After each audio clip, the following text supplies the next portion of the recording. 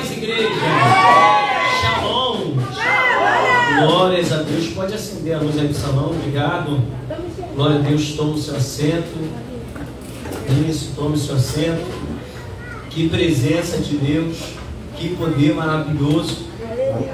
Queria ter pego desde o início, mas hoje foi um dia bem cansativo, bem enrolado. Só para sair dali do outro lado da estação e chegar até aqui foi 1 hora de tempo. Vai ter jogo do Botafogo hoje. Se Jesus, misericórdia, abre esse caminho que eu quero cultuar a Deus.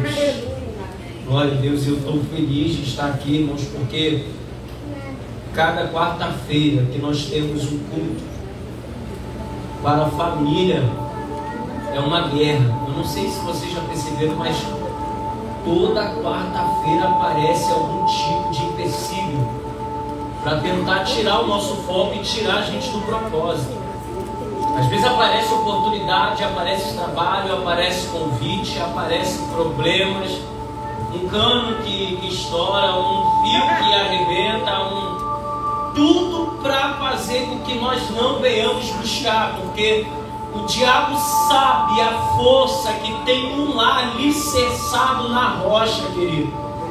E é por isso que ele usa todos os meios necessários, sabe, Mateus, para tentar fazer com que nós não consigamos chegar aqui. Mas eu tenho uma palavra de Deus. Deus preparou o nosso dia para que nós chegássemos aqui hoje para receber uma palavra da sua parte. E eu acredito, querido, que nós não sairemos da mesma maneira que nós chegamos. Pastor, por que você diz isso? Porque todos que foram ao encontro de Jesus, mesmo por intermédio de suas necessidades, não voltaram para casa da mesma maneira, Breno. Então eu quero dizer para você que se você veio num propósito ligado com Deus, você não vai sair daqui da mesma maneira que você chegou. E se há algum mal sobre ti, se há alguma enfermidade sobre ti, se há alguma doença sobre ti, em nome de Jesus eu quero repreender nesta hora, para que nada e nem ninguém tire você do foco e do alvo que é Cristo. Amém? Aleluia. Aleluia. Queridos, eu já estava com essa passagem preparada para pegar aqui na igreja, mas aprove Deus a oportunidade de eu pregar ela em um culto dos jovens que o Lucas estava comigo. E lá naquele culto dos jovens, eu acho que foi a primeira vez, se eu não me engano, ter ministrado sobre esse texto. E aí quando a pastora Márcia pregou aqui da última vez, alguém lembra qual foi a última ministração da pastora Márcia? Aqui? Foi sobre a mulher samaritana, do fruto, a mulher samaritana. Vocês lembram? E aí quando ela ministrou sobre isso, só fez arder mais ainda, porque o Espírito Santo estava testificando. E eu gostei que ela veio com a parte histórica, ela veio lá da raiz e de como começou até o poço. E aí ela pregou da raiz até o poço. Eu quero pregar do poço em diante. Amém? Então abra sua Bíblia em João 4, em nome de Jesus. Evangelho conforme escreveu João, capítulo de número 4.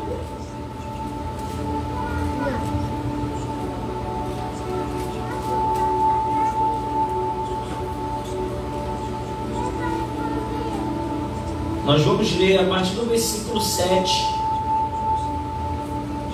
até o verso 14. Nós não vamos ler ele todo, porque nós já lemos da última vez. Amém? Podemos ler? Glória a Deus.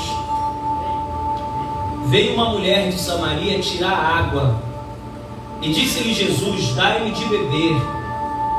Porque os seus discípulos tinham ido à cidade comprar comida ou pão, conforme outras traduções. Disse-lhe, pois, a mulher samaritana: como sendo tu judeu, me pedes de beber a mim, que sou mulher samaritana? Porque os judeus não se comunicavam, não se davam com os samaritanos. Jesus respondeu e disse-lhes: se tu conheceras o dom de Deus e quem é o que te diz, dá-me de beber, tu lhe pedirias e ele te daria água viva.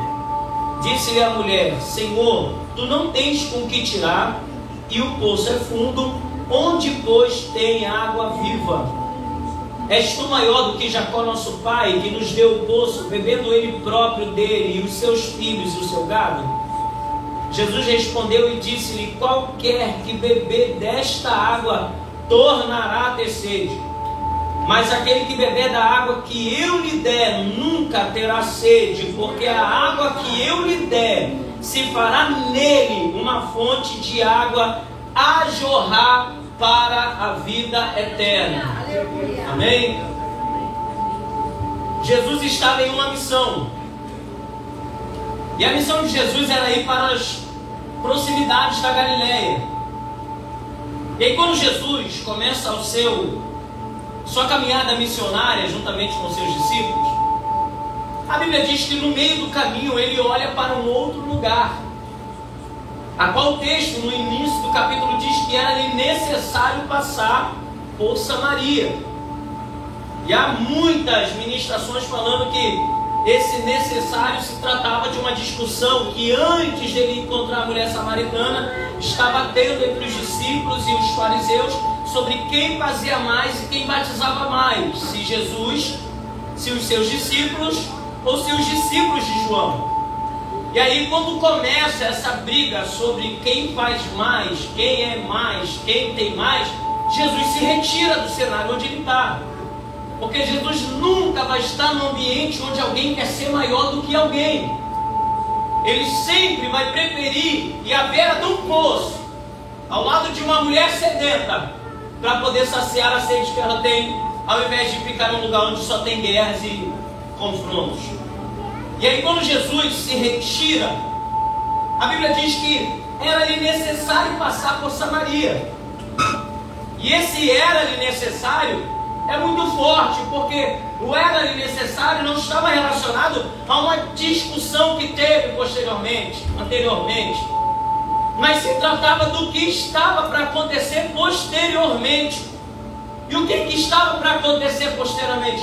Um dos maiores encontros da Bíblia Sagrada, Jesus e a mulher samaritana. E aí eu me perguntei por que era-lhe necessário ele passar por Samaria. Por 3 motivos. Quantos motivos, gente? Se tu está acordado aí, dá um glória a Deus. Por 3 motivos era necessário passar por Samaria. Porque dentro de Samaria havia uma mulher, a qual o texto não faz questão de mencionar o seu nome, a qual o texto não revela a sua identidade nem a sua descendência, e que foi descrita ainda no anonimato para que ninguém futuramente pudesse a conhecer por causa do seu currículo passado. E aí, por causa de todas as rejeições que aquela mulher sofre, Jesus olha para aquele poço e vê uma mulher vindo. E quando ele vê essa mulher, ele entende que é necessário, porque aquela mulher ali chamou a atenção de Jesus de 3 formas. Era necessário Jesus passar por Samaria, ao caminho daquele poço de Jacó, por 3 motivos. E o primeiro motivo era esse, porque na beira do poço ele ia encontrar uma mulher que primeiro estava rejeitada pela sociedade. Ele viu a rejeição daquela mulher e como a sociedade havia rejeitado ela. Segunda coisa, Jesus viu a sede que aquela mulher carregava, porque todo dia ela ia retirar a água no horário em que ninguém tinha costume. Geralmente quem arruma a casa, o horário mais convencional que todo mundo prefere arrumar é durante o dia, para que à tarde e à noite a pessoa fique disponível. Eu sei que tem uns morcegos aí que gostam de arrumar de noite, não é? Mas a grande maioria está acostumada a arrumar durante o dia. E aí ele vê que aquela mulher estava buscando água naquele momento, não era por causa de uma sede física, mas se tratava de uma sede espiritual, porque ela era rejeitada, estava sedenta. E terceiro, era necessário passar por Samaria, porque Jesus viu que por detrás de uma mulher que estava no anonimato havia uma grande missionária. Esses 3 motivos fez com que Jesus olhasse para Samaria e entendesse: é necessário eu tirar um pouquinho meu foco de onde eu vou, entrar num lugar onde os judeus não se comunicavam com os samaritanos, e assim poder trazer aquela mulher de volta à sociedade, e assim matar a sede daquela mulher, e assim tornar aquela mulher não aquilo que as cicatrizes formaram ela, mas aquilo que eu já tenho preparado para a vida dela, porque uma missionária que vai pregar, querido. Nós estamos numa quarta-feira da família, e eu sei que muita gente está aqui talvez buscando por um marido, por um filho, por um pai, por uma mãe que ainda não teve um encontro com Cristo, que talvez está dentro agora de um presídio, talvez agora está dentro de um bar, talvez está num leito de hospital. Mas eu quero dizer para você que o momento da pessoa nunca vai definir quem ela é em Deus. Ah, pastor, é um bebum, o mundo chama de bebum, mas Jesus já olhou no poço e disse: não, é uma missionária. Alguém olhou e disse assim: é um alcoólatra. Jesus olhou para o poço e disse: não, vai ser um pastor. Alguém olhou e disse assim: não, é um cachaceiro, é um drogado. E Deus está olhando: não, é alguém que vai carregar a fonte, é alguém que vai carregar a água. Será que você acredita nisso, irmãos? Eu quero liberar uma palavra. Assim como foi no caminho de Samaria, o Senhor manda te dizer: é necessário passar pela rua da tua casa, pela rua do seu bairro, entrar dentro daquela casa hoje com aquela mulher. Ele encontrou no poço, mas para a tua família ele entra dentro da tua casa hoje. Você recebe essa palavra? Então levanta as suas mãos o mais alto que você pode. Agarra o ombro de alguém que está do seu lado aí para tirar o sono dele e dela. Sacode ele, sacode ela, e diz assim para ele: eu não sei como você veio hoje, se acompanhado ou não, mas eu quero te dizer, não vai voltar sozinho para casa. Jesus vai contigo para a tua casa hoje. Oh, aleluia, matar a sede de um sedento ou de uma sedenta hoje. Ele vai dar um ambiente e vai fazer com que aquela pessoa chore água para a vida eterna. E aí Jesus entra dentro de Samaria. E o mais legal começa agora, porque Jesus para. A mulher vem logo após. E quando a mulher vem, eu penso que Jesus esperou ela tacar o cântaro primeiro lá dentro, puxar, fazer todo o esforço, todo o desgaste. E quando aquela mulher vai carregar a água para o seu benefício próprio, o texto começa dizendo assim: e Jesus disse: dai-me de beber. Ele tinha 12 homens à sua disposição para fazer o que ele quisesse. A mulher era sozinha para cuidar dos seus afazeres e tinha que carregar água do poço até em casa. Aleluia! Só que aí, ao invés de deixar a mulher matar a sua sede primeiro, ele diz assim: dá-me de beber. Amém.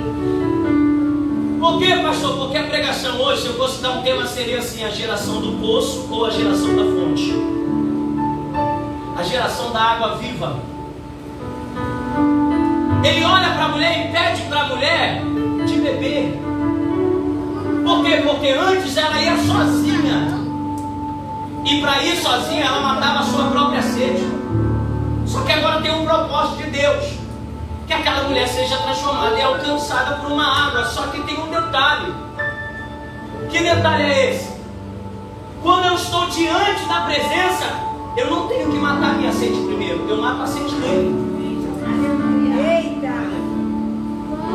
A geração do poço não entende isso, acha que tem que vir matar sua sede primeiro. Se Deus falar comigo, pastor, eu canto. Pastor, se eu descer da tribuna e me entregar 5 profecias, aí eu dou uns pulos, aí eu começo a correr. A minha geração acha que tem que sentir um arrepio primeiro. A minha geração acha que tem que receber uma notícia boa para eu ser dizimista fiel, para eu ser crente de segunda a segunda, para eu estar fazendo alguma coisa no reino. Se engana diante dele. Ele disse para a mulher: dai-me de beber. Jesus não estava com sede. Por que ele pede para beber? Se ele tivesse com sede, ele mandava os discípulos comprar o que, gente? Água. Mas o que ele mandou os discípulos comprarem? Pão, comida. Então Jesus não estava se referindo a uma água material, ele estava se referindo ao espiritual. Quem é da fonte entende. Se ele falar comigo, amém. Mas se ele não falar, quem vai matar a sede de quem vai ser eu. Eu entrei por essas portas para saciar a sede de Deus. Ah, pastor, mas tu não entende que eu estou passando, coitado, estrelinha de Jesus, só tu que tem problema, só tu que passa prova, só tu que tem dificuldade. Jesus olha para a mulher e disse, ele nem perguntou qual era o problema, não queria saber do seu passado, ele pediu água, porque diante da presença, quando eu mato a sede de Deus, ele mata as minhas necessidades, entra com providência e supre o que eu preciso. O irmão que está do teu lado aí tem cara de que bebe da fonte ou bebe do poço? Fala não. Guarda para você.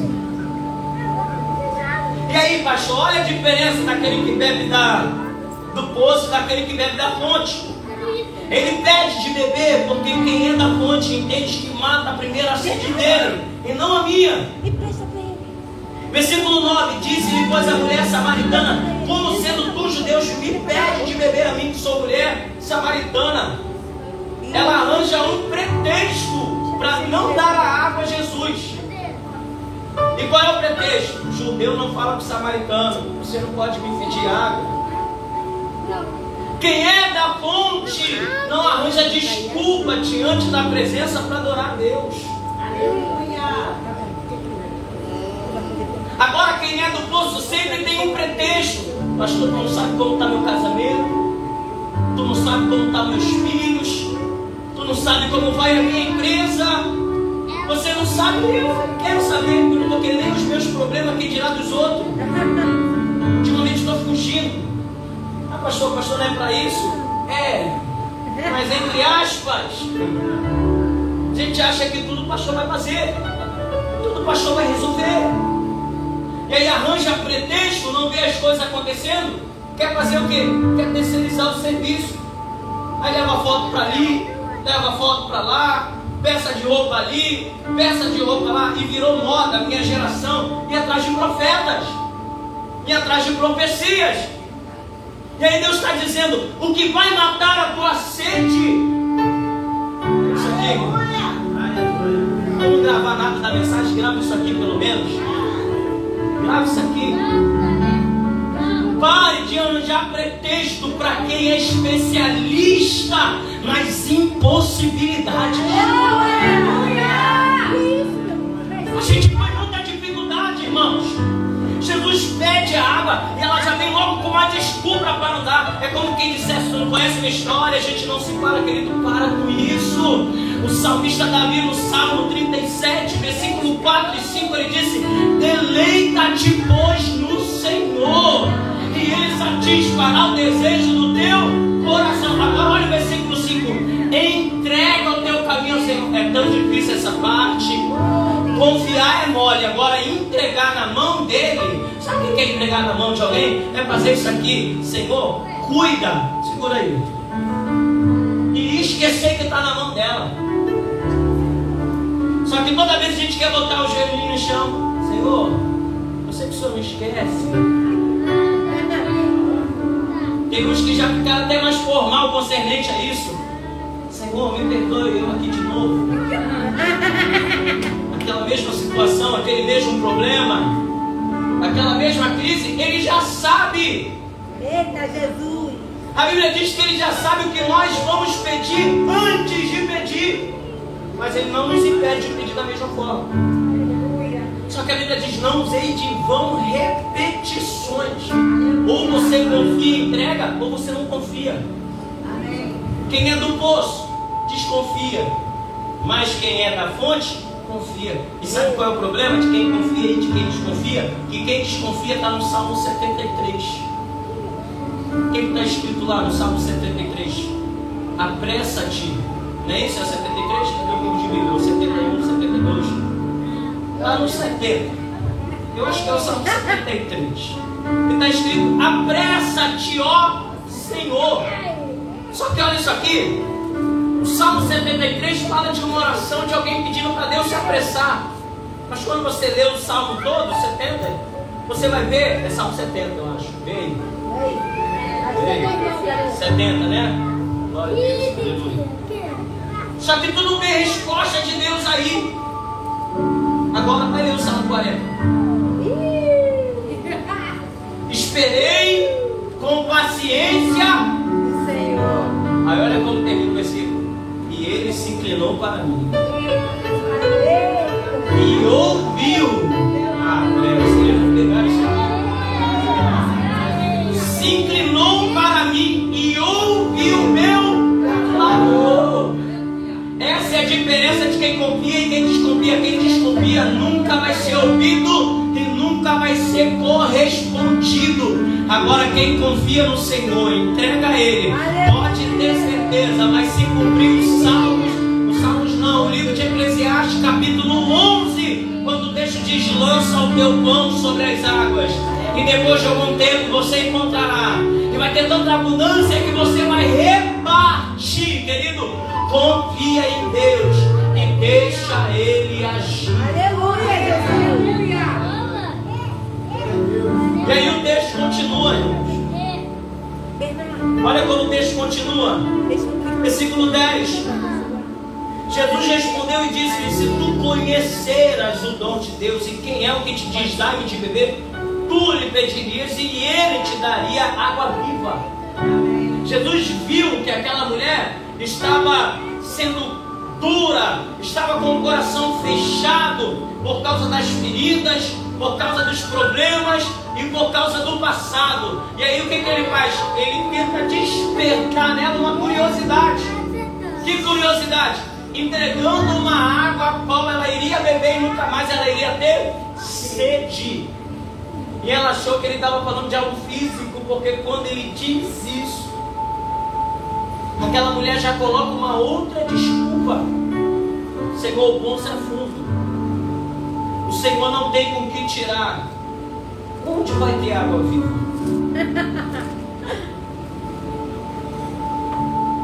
Sabe o que é isso aqui, gente? Isso aqui me faz entender que tem gente que está tão enrolada, tão focada nos seus problemas, nas suas situações, nas suas crises, que às vezes acabam perdendo esperança nas palavras proféticas que são liberadas.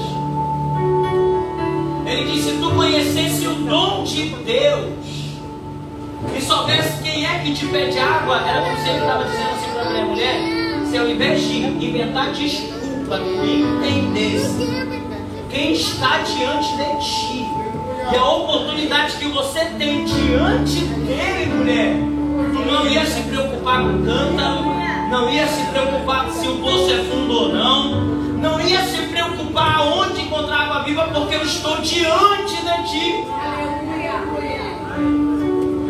Sabe o que está acontecendo conosco hoje? A mesma síndrome que estava na vida de Marta. Lucas capítulo 10, versículo 38 em diante.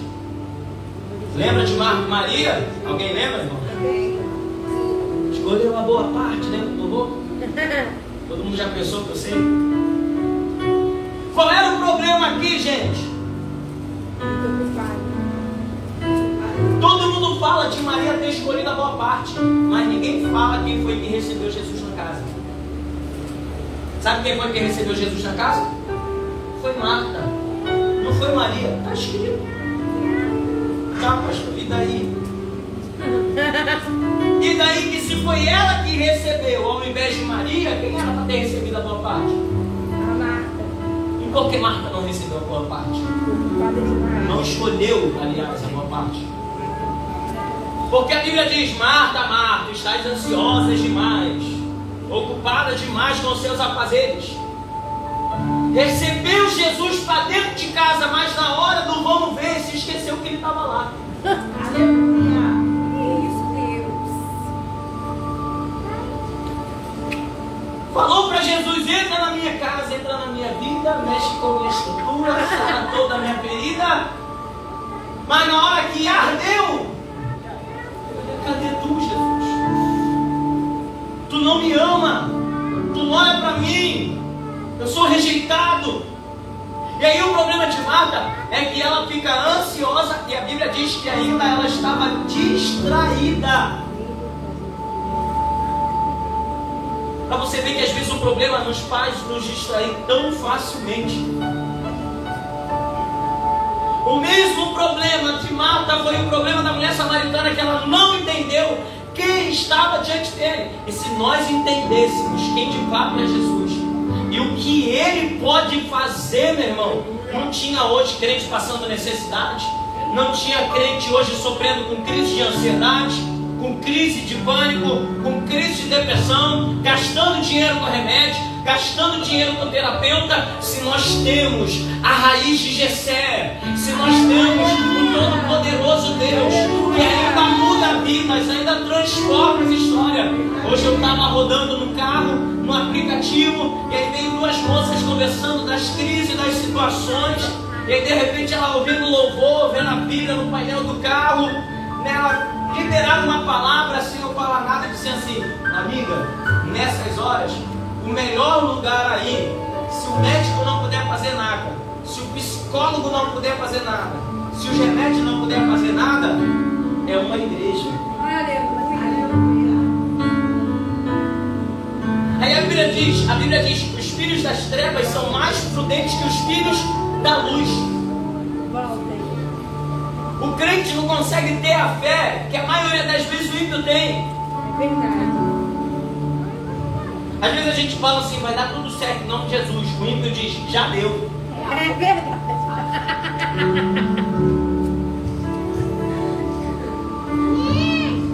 Você fala assim: eu creio em Deus. O ímpio fala: eu creio e nunca deixei de estar com Ele. Sabe por que isso? São pessoas que entenderam, ainda não tiveram conhecimento, mas entenderam. E a gente entende, só que qualquer coisinha é motivo para eu não adorar. Ah, pastor, não estou afim de falar com ninguém, de cumprimentar ninguém. Não estou afim disso, não estou afim daquilo. É do poço. Quem é do poço é assim, irmãos. E aí traz tanto peso consigo que ainda derrama esse peso na vida de alguém que está do lado. E aí o lugar que era para você sair tratado, você sai sentado. O lugar que era para você ser cheio, você sai vazio. O lugar que era para você sair glorificando a Deus, você sai murmurando, reclamando de tudo. Porque sempre ouviu de alguém pregando assim: quando você entrar, deixa o teu problema lá fora. Deixa lá atrás. Aí quando você sai de um culto maravilhoso, quem está lá fora te esperando? Tudo aquilo que mandaram você deixar lá fora. Mas hoje não, Jesus disse: eu tenho água. E o que eu faço, pastor? A mesma coisa que o varão lá na visão de Ezequiel 42 e 47 falou para ele assim: vem para fora. Quando ele vem para fora, ele vê um rio. Esse varão pega o cordel de medir, mede as águas e diz o que para Ezequiel? Vem. Porque diante da água, se eu me mergulhar na água, eu vou ser lavado, eu vou ser purificado, eu vou ser limpo. E quando eu bebo da água, eu sacio a minha sede, querido. Então não há nada melhor se não adorar a Deus. Ninguém vai entender o porquê você está gritando, o porquê que você está adorando, o porquê que você está chorando, o porquê que você está espelhando. É porque a água está expondo para fora tudo aquilo que está te matando por dentro, tudo aquilo que está te sangrando por dentro. Porque Deus não quer que você saia da mesma maneira que você chegou.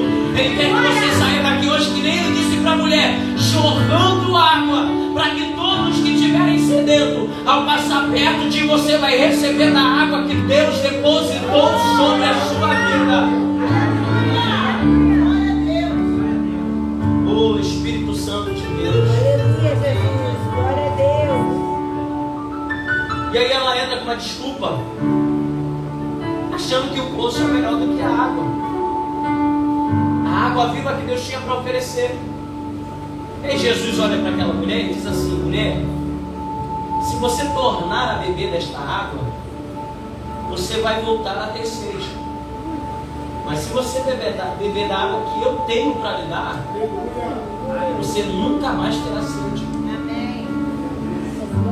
Vou exemplificar para nós entendermos. Estava dizendo: se você não acreditar no poder que essa água tem, e achar que sempre esse poço vai ser a melhor maneira, você sempre vai estar sedento. O que é isso, pastor? É ciclo vicioso. Pessoas achando que com a força do seu próprio braço vão conseguir resolver as coisas, com seus mesmos costumes, com as suas mesmas manias, com as suas mesmas falas, com seus mesmos tudo. Se você não fizer aquilo que Deus estabeleceu sobre a sua vida, você vai estar fazendo com a força do seu braço. E aí está um grande problema, porque os nossos braços se cansam, se fatigam. E aí, por não entregar na mão do Senhor, eu quero fazer do meu jeito, que eu acabo entrando num ciclo vicioso, me enrolo todo, me embolo todo, nunca fecha o mês no verde, nunca fecha o mês fazendo aquilo que disse que ia fazer naquele mês, nunca, porque está acostumado a beber a água do poço. Aquela mulher estava dizendo para Jesus: eu sei o que eu estou fazendo, o nosso problema é esse, por que precisa falar o que eu preciso fazer? Não precisa de conselho, não precisa, por isso está tudo alimentado. Não tem humildade, é orgulhoso, é soberbo, é prepotente, é o dono da razão.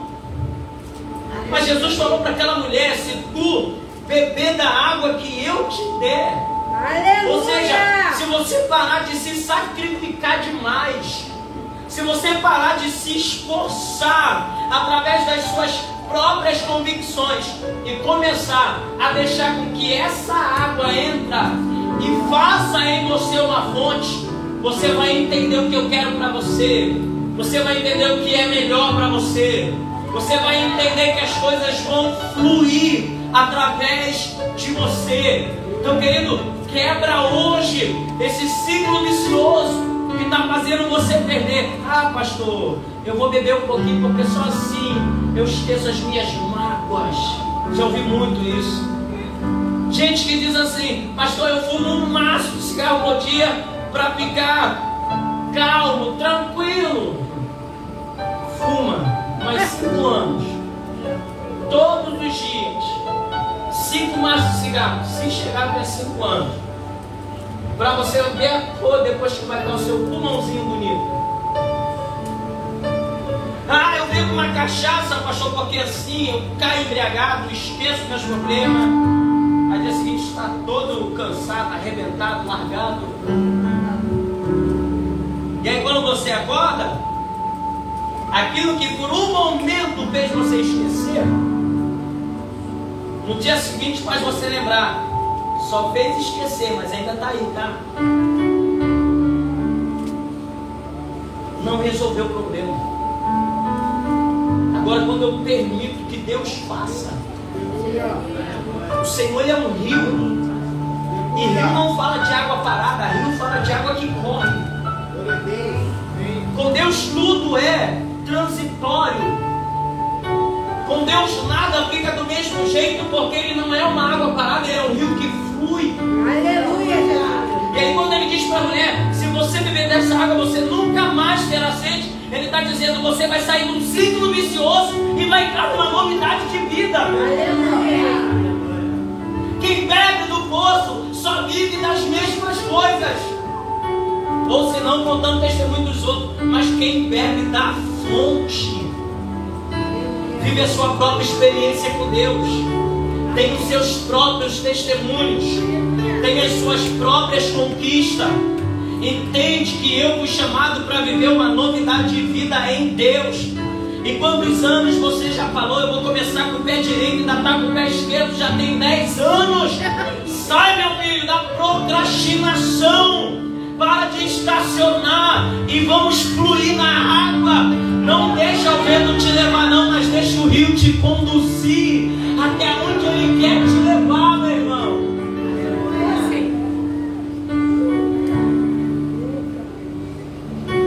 Por que o vento não? Porque o vento nem direção certa tem. Então ele te leva, uma hora você está bem, outra hora não está, uma hora você está ali, outra hora você está aqui.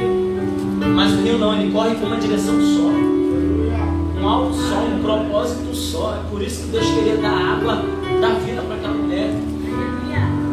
E aí ele diz assim, e aí quando a mulher ouve falar que essa água ia matar a sua sede, Ela diz: Senhor, dai-me de beber desta água, versículo 15, para que não mais tenha sede e não venha aqui tirá-la. Ela disse: yes, agora sim, né? Finalmente ela liberou e disse: Senhor, eu quero experimentar desta água. Mas sabe o que acontece, Renata? Acontece que, oh Jesus, que quando ela pede de beber dessa água, o Senhor olha para ela e diz assim: vai e chama o teu marido. Eu pensei, gente, desde o início Deus está querendo dar água para essa mulher, estava sendo difícil. A hora que ela aceita, Ele manda chamar o marido. Por que não dá logo para ela? Depois já pedido do marido. Sabe por quê, gente? Porque o poço permitia aquela mulher beber a água de qualquer jeito, mas a fonte não permite. A Bíblia diz assim: vai e chama o teu marido. O que ela responde? Eu não tenho. Ele falou: disseste bem, porque você teve 5, o que você tem agora não é seu. Alguém dizia que ela era uma meretriz, uma mulher da vida, mas não era. O assunto ali era marido. E Jesus diz: vai e chama o teu marido. E ela diz: não tenho. E ele disse: disseste bem, porque você teve 5. Ou seja, ela foi casada por 5 vezes. Pastor, quem é que se casa 5 vezes? Na época, por causa do pecado do homem, Deus havia permitido dar uma carta de divórcio.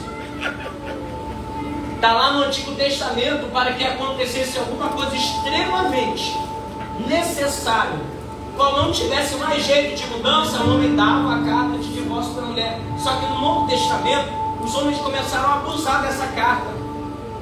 Não podia ver a mulher acordando de manhã: ai meu Deus, eu não sabia que você era assim, sem maquiagem, sem o cabelo pronto, sem as unhas pintadas. Eu não sabia, toma carta de divórcio. Ainda bem que não existe mais. E aí Jesus viu que isso estava acontecendo, e aí Ele quebra isso.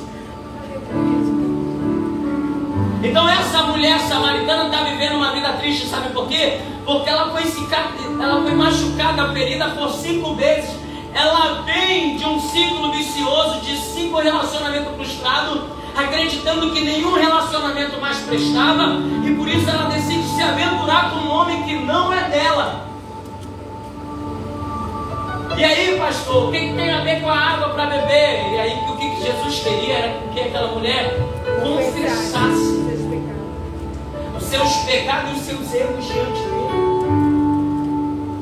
Porque alguém olha e diz assim: eu sei quem é você, sei o que você faz, você não é digna. Mas de repente Jesus dá essa oportunidade, Jesus dá essa água para dizer para a mulher: se você confessar, esquecer o seu passado e se tornar a partir de hoje uma nova pessoa, você vai poder beber todas as vezes que quiser desta água, e ninguém mais vai poder colocar rótulos em você, ninguém mais vai poder dizer o que você é ou o que você não é, porque depois que eu bebo da água viva, a minha identidade muda. Ao invés de alguém seco, alguém sofrido, alguém frustrado, alguém para baixo, meu nome passa a ser rios de água viva, fonte que jorra para a vida eterna. Esqueça os rótulos hoje, meu irmão. Esqueça o que falaram. Para com esse negócio de que porque um casamento deu errado, o meu vai dar errado. Porque os pais não deram certo, eu não vou conseguir ser pai. Porque eu não tive mãe ou pai, eu não vou conseguir ser um pai e uma mãe. Não, querido. A água hoje faz você ter uma nova identidade.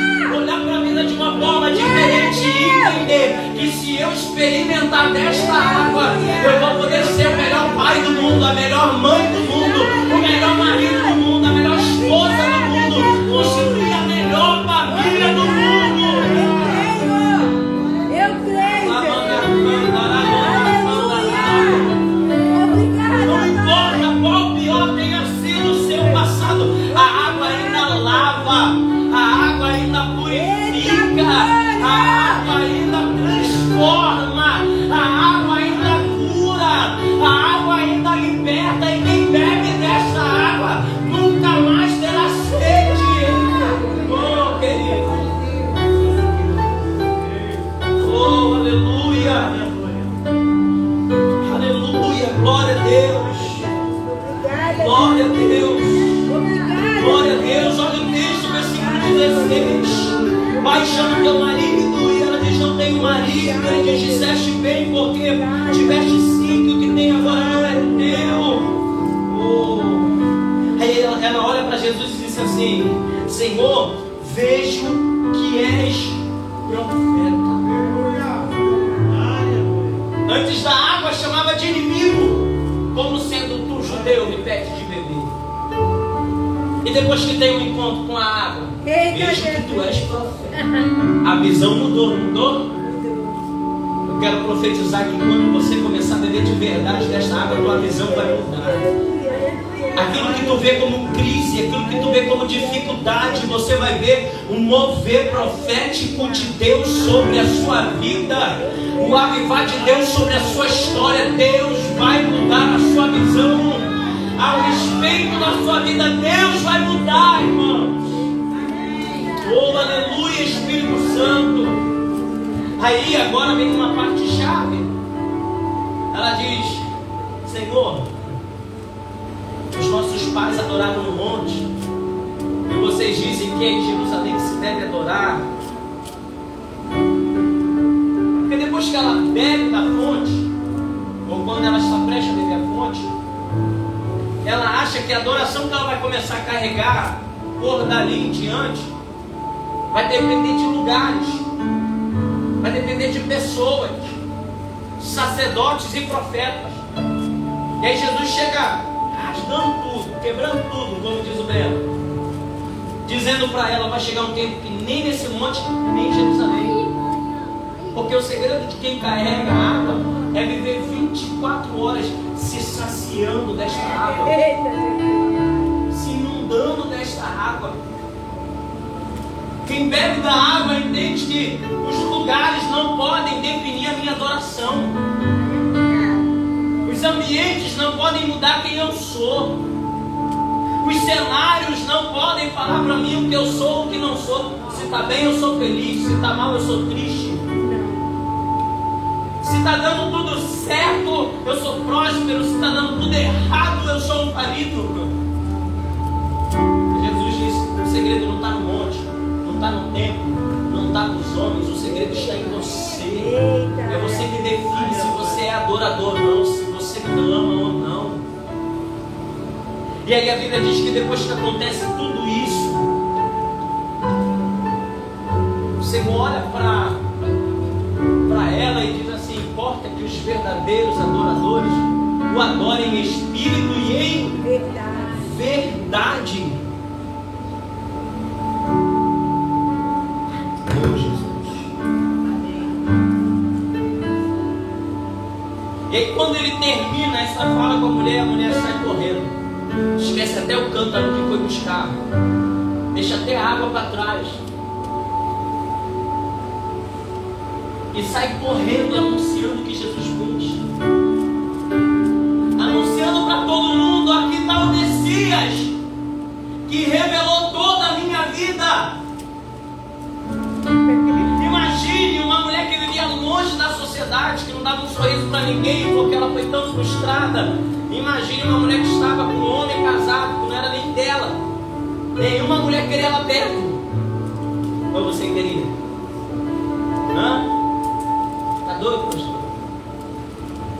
E aí de repente ela lança fora o medo, lança fora as crises, lança fora, sabe, ela tira desconforto e começa a anunciar o que o Senhor fez. Fica de pé, irmãos.